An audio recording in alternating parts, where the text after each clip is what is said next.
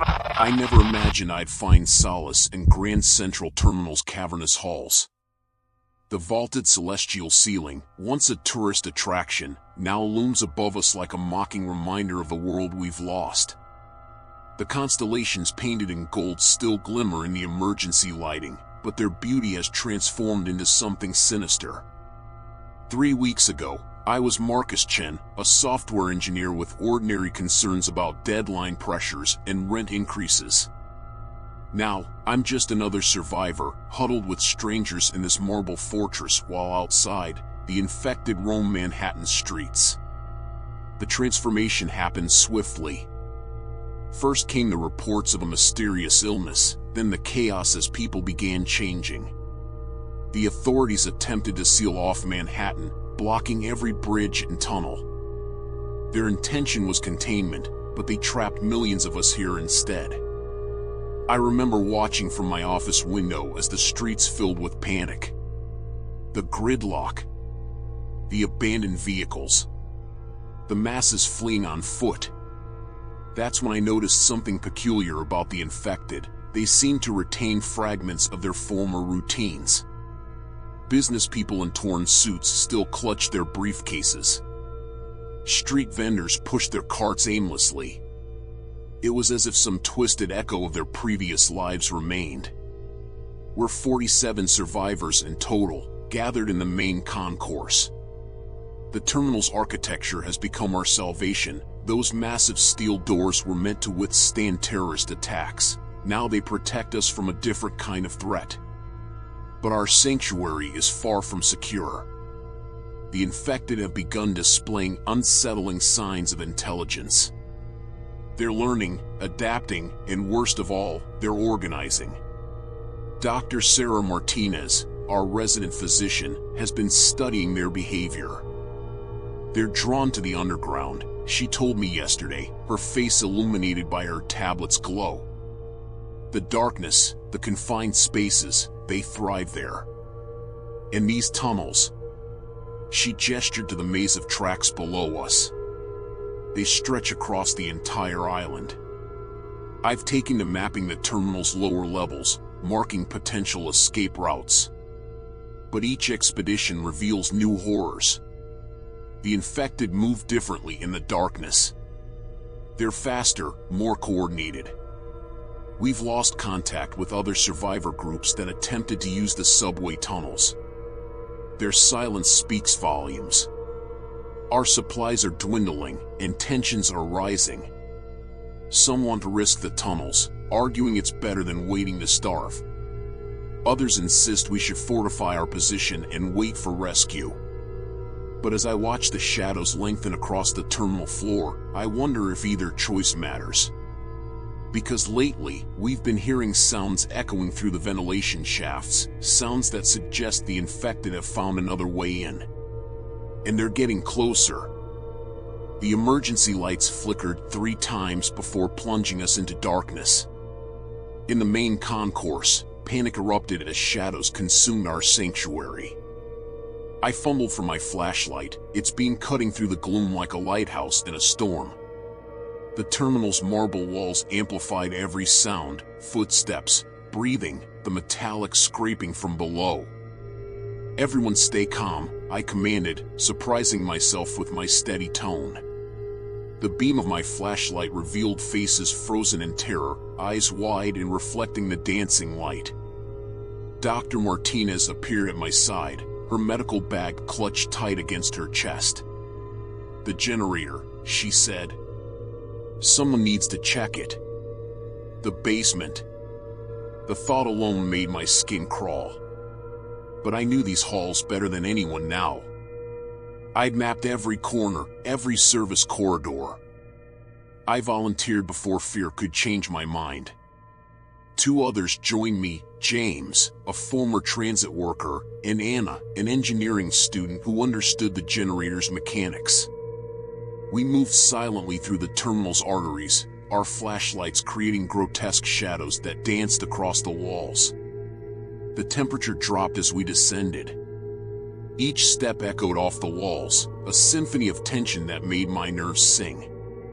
The generator room lay 3 levels down, past the abandoned baggage claim and through a maze of maintenance tunnels. A sound stopped us cold, the distinct scrape of nails against concrete, coming from somewhere ahead. We extinguished our lights immediately. In the pitch darkness, I felt Anna's hand grip my sleeve.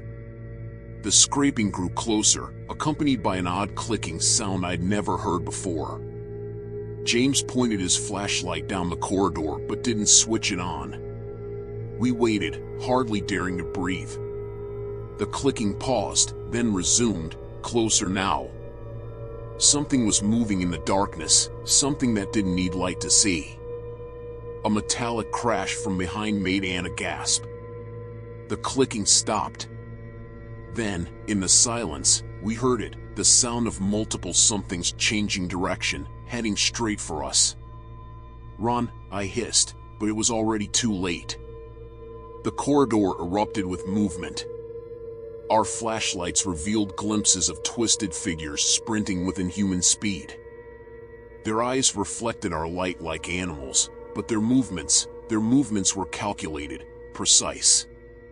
We bolted toward the emergency stairwell, the only route I knew led straight up to the main concourse. Behind us, the infected moved with terrifying coordination, as if they were one entity rather than many. The stairwell door loomed ahead, our salvation or our tomb. I reached it first, yanking it open. Inside.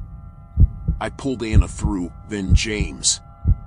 The door slammed shut just as something heavy crashed against it. We braced ourselves against the metal, feeling it shudder with each impact. "The lock's broken," James gasped, shining his light on the mangled mechanism. Above us, through the concrete and steel, we heard screams echoing from the main concourse. Our sanctuary had been breached. The infected hadn't just found a way in, they'd orchestrated it. The power outage, driving us to the basement, the attack from multiple directions. They'd planned it all. And now we were trapped between them and whatever waited above. The stairwell became our battleground. James braced himself against the door while Anna and I searched frantically for anything to barricade it. Our flashlights revealed pipes along the wall, sturdy enough to wedge through the door handle. "Your belt, James," I commanded. He understood immediately, removing it while still pressing against the door. We threaded it through the pipe and handle, creating a makeshift lock. It wouldn't hold forever, but it might buy us precious minutes. The screams above had transformed into chaos, running footsteps, toppling furniture, the sounds of our group scattering. We needed to reach them, but 3 flights of stairs separated us from the main concourse. 3 flights of unknown dangers. "Listen," Anna whispered, pressing her ear to the wall. Through the concrete, a new sound emerged, rhythmic tapping, like Morse code. "That's Michelle," she said, eyes widening. Michelle, our resident security expert, had insisted everyone learn basic signals. She sang, "West Wing." "They're gathering in the West Wing." The West Wing. My mind raced through the terminal's layout. The old station master's office, I realized. It has reinforced doors, emergency supplies. A violent crash above made us flinch. The infected were inside, hunting. Their movements echoed through the stairwell, a symphony of pursuit. We had to move. "Second floor," I decided. "There's a maintenance corridor that connects to the West Wing. If we're quiet." The pipe holding the door groaned. Our barricade was failing. We ascended as silently as possible, every step calculated. At the second floor landing, I eased the door open, praying it wouldn't creak. The service corridor stretched before us, illuminated by our flashlight beams. Empty. We moved like shadows, our footsteps muffled by years of dust. Halfway down the corridor, Anna grabbed my arm. Ahead, a figure stood motionless in the darkness. As we watched, it turned, revealing the blank face of someone I recognized. David, from our group. But his eyes were wrong. He tilted his head, studying us with an unsettling intelligence. Then he smiled, a gesture more terrifying than any snarl. "Back," I mouthed, but David moved with impossible speed. He lunged, not at us, but at the fire alarm on the wall. The shriek of the alarm shattered the silence. The corridor erupted with activity. Doors burst open as more infected emerged. They'd been waiting, hiding, planning this moment. We ran, no longer caring about stealth. Behind us, their footsteps synchronized into a unified pursuit. The West Wing lay just ahead. Through the glass panels, I saw flashlight beams moving inside the station master's office. Our people. Safety. But between us and them stretched 30 feet of exposed hallway. A voice called out from the office, "Dr. Martinez." "Marcus." "Here." We sprinted forward as shapes emerged from every shadow. The infected moved with purpose, trying to cut off our escape. 20 feet. 10 feet. The office door opened. Something grabbed my jacket. I yanked free, fabric tearing. 5 feet. Hands reached out from the office, pulling us inside. The door slammed shut as bodies crashed against it. We made it. But as I looked at the haunted faces around me, I realized this wasn't a victory. We were trapped, surrounded, and the infected, they were learning. Evolving. And somewhere in the darkness, David was smiling. The station master's office became our prison. 17 survivors crammed into a space designed for 3, while outside, the infected maintained their vigil. Their patience terrified me more than their violence. Dr. Martinez worked in the corner, treating those who'd been injured in the chaos. Her medical supplies dwindled with each bandage applied. "We have 12 hours of oxygen in here," she announced, her calculations precise. "Maybe less with this many people." I studied our group. Faces I'd known for weeks now looked foreign in the dim emergency lighting. Fear had transformed us, but something else lurked beneath the surface, desperation. And desperation breeds betrayal. "They're organized," Michelle said, breaking the tense silence. "The power outage, the coordinated attacks. They herded us here." She pointed to her security monitors, their screens showing different sections of the terminal. "Look at their formation. They're guarding every exit." On the screens, the infected moved with military precision. They'd positioned themselves strategically, maintaining clear lines of sight. Some stood perfectly still, while others patrolled in patterns. Leading them was David, his movements fluid and purposeful. "He's communicating with them," Anna observed, her voice tight with anxiety. "But how?" A sharp crack echoed through the room. One of the monitors went dark. Then another. In the final screen, David stared directly into the camera, his expression almost triumphant. The screen flickered and died. "They're cutting us off," James realized. "Isolating us completely." A low hum filled the room as the ventilation system sputtered. The air grew thicker, heavier with each passing minute. 17 people, 12 hours of oxygen, and no way to call for help. "The tunnels," someone suggested from the back. "We could try." "No," I interrupted, remembering what we'd seen below. "They control the underground now. It's what they wanted all along." A metallic screech pierced the air. Everyone froze. The sound came from the ceiling, the ventilation shaft. We watched in horror as the grate began to move, unscrewed by unseen hands. "Block it!" Michelle commanded, but we all knew it was too late. They'd planned this too. The grate fell with a crash. In the moment before chaos erupted, I caught a glimpse of what waited in the shaft, countless eyes reflecting our flashlight beams, and David's smile leading them all. Our safe room had become their trap. And as the first infected dropped from the ceiling, I realized their true intelligence.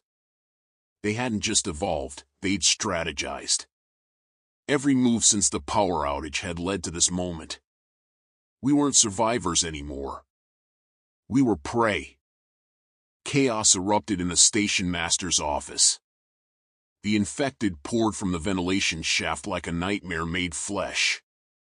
Our group scattered, pressing against walls, overturning furniture for cover.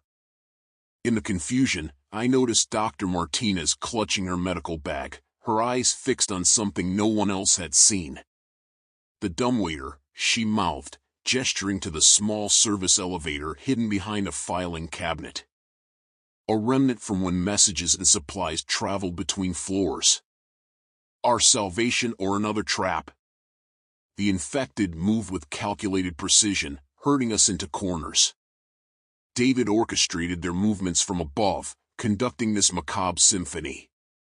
But something about his expression nagged at my consciousness, a flicker of the man he used to be. Marcus, Dr. Martinez beckoned, inching toward the dumbwaiter. I know why they're different. Why they're organized. It's not evolution, it's adaptation. The infection, it's preserving their intelligence, redirecting it. The revelation struck me like lightning. Their coordinated attacks, the strategic planning, David's leadership, they weren't mindless creatures. They retained their knowledge, their skills, twisted into something horrifyingly new. Michelle appeared at my side, her security training evident in her stance. The dumbwaiter leads to the old mail sorting room, she breathed. If we can reach it. A piercing sound cut through the air, not a scream, but a signal. The infected moved as one, creating a barrier between us and the dumbwaiter. David dropped from the vent, landing with inhuman grace. They know, Anna gasped. They remember the building's layout. David stepped forward, his movements fluid yet wrong. He raised his hand, pointing not at us, but at Dr. Martinez's medical bag. His intentions became crystal clear. They weren't hunting for flesh, but for knowledge. For the research she'd been conducting on their condition. In that moment, I understood our purpose. We weren't prey. We were test subjects. The office erupted into motion. Michelle launched herself at the infected line, creating a momentary gap. Now, she commanded. We moved as one. Dr. Martinez reached the dumbwaiter first, yanking open its rusted door. The shaft gate before us, dark and uncertain. Behind us, the infected closed in, their movements precise and coordinated. It won't hold everyone, James calculated, his voice tight with resignation. Time slowed as reality settled over our group. Some would have to stay behind. Some would have to. A hand gripped my shoulder. I turned to find Anna, her expression resolute. Get her research out, she whispered, pressing a small USB drive into my palm. We'll give you time. Before I could protest, she and James launched themselves at the infected ranks. Others joined them, creating chaos in the confined space. Their sacrifice carved a path to the dumbwaiter. Dr. Martinez and I squeezed inside the small space, the metal groaning under our weight. As the door closed, I caught one last glimpse of David. His expression had changed, not triumph, but recognition. Understanding. The dumbwaiter descended into darkness, carrying us toward an uncertain fate. Above us, the sounds of conflict faded, replaced by a more terrifying sound, silence. The dumbwaiter's descent felt eternal. Each creak of the ancient cables reminded me of those we'd left behind. Dr. Martinez clutched her research notes, her knuckles white in the beam of our last functioning flashlight. We landed with a jolt in the mail sorting room. The vast space stretched before us, filled with abandoned sorting machines like mechanical skeletons. Our flashlight beam caught movement in the shadows, quick, deliberate. "They're here too," Dr. Martinez breathed, unzipping her medical bag. "But that's not what terrifies me, Marcus. It's why they're here." She pulled out her tablet, illuminating pages of research notes. "The infection isn't destroying their minds, it's connecting them. Creating a hive consciousness that retains human intelligence." The implications struck me as shadows moved at the edge of our vision. The infected weren't just communicating, they were sharing knowledge, memories, skills. Every person they took made them stronger, smarter. A familiar figure emerged from the darkness. David. But not just David. Behind him stood Anna, James, Michelle, our people, now part of their collective. Their movements synchronized, their eyes reflecting an alien intelligence. "They're not hunting us," Dr. Martinez continued, her voice steady despite our situation. "They're studying us. Learning how we resist the infection. Why some of us remain immune." David stepped forward, extending his hand. Not threatening, but inviting. In that gesture, I saw the terrifying truth. They weren't trying to eliminate humanity, they were trying to perfect it. Unite it. Transform it. "The research," Dr. Martinez said, pressing her tablet into my hands. "It contains everything, their strengths, their weaknesses. The possibility of a cure." She met my eyes. "One of us has to make it out." Before I could stop her, she stepped toward David. "I understand now," she said. "Show me. Show me everything." The infected surrounded her, their movements almost gentle. I watched in horror as she joined their ranks willingly, her scientific curiosity overriding her fear. Her eyes met mine one last time, and I saw both terror and fascination in their depths. I ran. Through the maze of sorting machines, clutching the research that might save humanity. Behind me, they moved as one organism, their footsteps echoing in perfect synchronization. The emergency exit loomed ahead, a final chance at escape. The door opened to reveal dawn breaking over Manhattan. The city sprawled before me, its streets empty yet somehow alive. In windows and doorways, shapes moved with purpose. Watching. Waiting. Learning. I glanced back one final time. Dr. Martinez stood among them, her expression peaceful despite the transformation overtaking her. David smiled, not in triumph, but in welcome. They wouldn't chase me. They didn't need to. Because I understood the truth now. This wasn't just an outbreak or an invasion. It was evolution. The next step in human consciousness. And as I clutched the research that might prevent it, I faced the ultimate question. Did humanity deserve to remain divided when unity waited in the darkness? I stepped into the morning light, carrying the weight of that choice. Behind me, Grand Central Terminal stood silent, a monument to what we'd been. Before me stretched a city transformed, waiting to show us what we might become. The end was just the beginning.